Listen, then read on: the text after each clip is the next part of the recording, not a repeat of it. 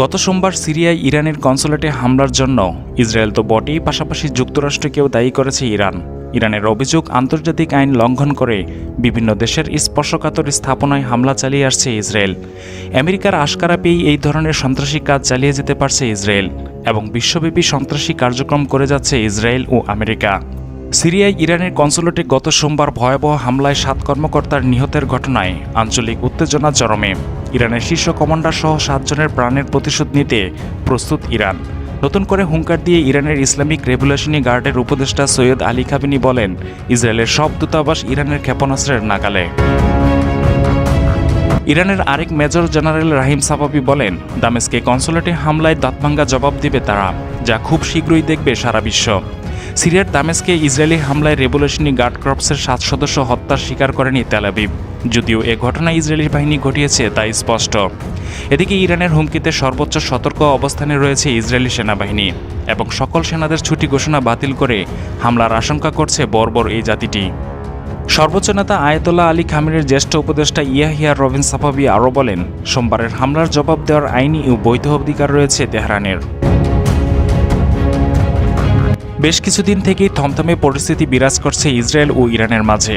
যে কোনো সময় দুই দেশের মাঝে যুদ্ধ লেগে যাবে, অনেকটা সেদিকেই যাচ্ছে পরিস্থিতি।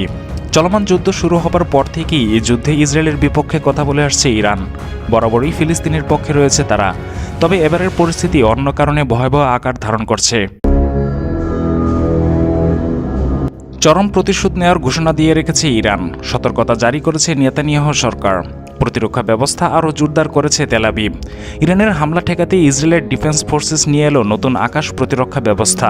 ইরানের হামলা মোকাবেলা করার জন্য এত আয়োজন কি যথেষ্ট হবে? তবে একথা সত্য যে ইসরায়েল যে কোনো সময়ের চেয়ে এবার ইরানের হামলার প্রহর গুনছে।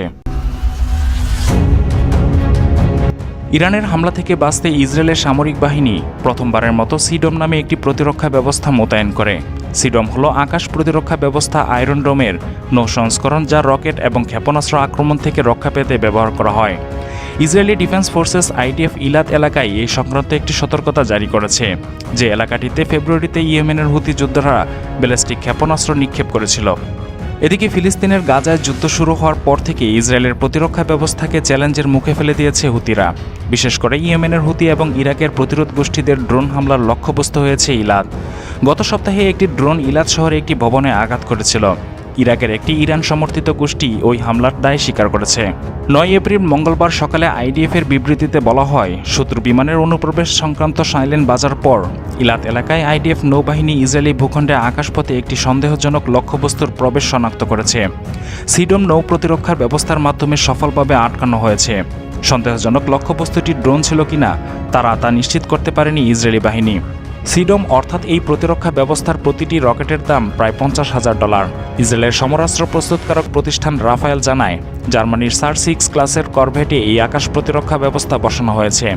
সিডম যে ইন্টারসেপ্টটি ব্যবহার করে তা আয়রন ডোমের মতোই। আয়রন ডোম 2011 সালে চালু করা হয়েছিল। ইসরায়েলের দাবি এর কার্যকারিতা 90%।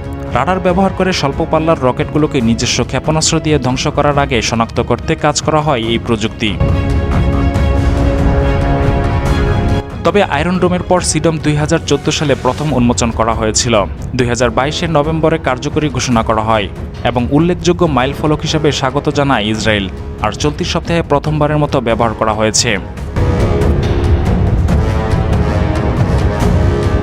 এত কিছুর পরেও ইসরায়েল যে ফিলিস্তিনের জায়গা দখল করে সাধারণ মানুষকে নির্বিচারে হত্যা চালিয়ে যাচ্ছে, তা একমাত্র ইরান ছাড়া অন্য কোনো মুসলিম দেশই সরাসরি বিরোধিতা বা ইসরায়েলকে চাপ সৃষ্টি করতে পারেনি।